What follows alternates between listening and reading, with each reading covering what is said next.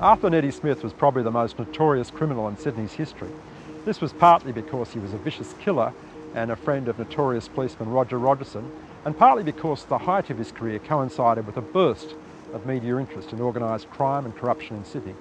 Smith used to socialise frequently with Rogerson and other detectives when Rogerson was stationed in Darlinghurst.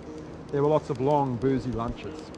Smith would give the detectives information, and in return, he claims, although they've denied it, they gave him the green light, permission to commit virtually any crime he wanted in Sydney, short of murder.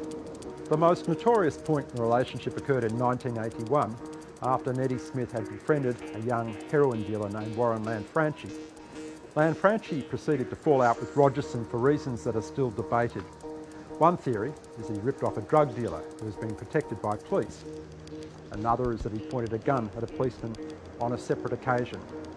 Whatever the reason, the meeting was arranged. Some people say it was so that Lanfranchi could pay Rogerson a bribe, something that Rogerson denies.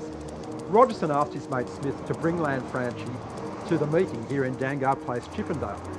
Once Lanfranchi turned up, Rogerson shot him dead. Rogerson claimed he'd done this in self-defence because Lanfranchi had pulled a gun. There were some 18 police in the general vicinity and none of them ever denied that.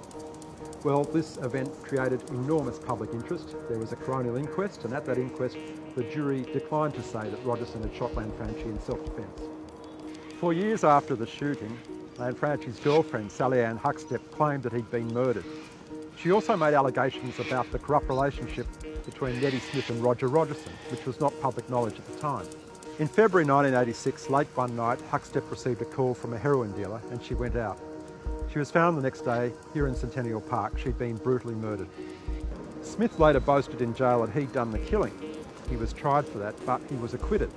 However, he's now in jail serving 2 life sentences, one for killing a brothel keeper and another for killing a man who was unlucky enough to be the passenger in a vehicle with which Smith's vehicle had an altercation in Coogee Bay Road. Many more Australian criminals would have breathed a sigh of relief when Smith went to jail for the last time. After all, as Lenny McPherson liked to say, bodies in the street are bad for business.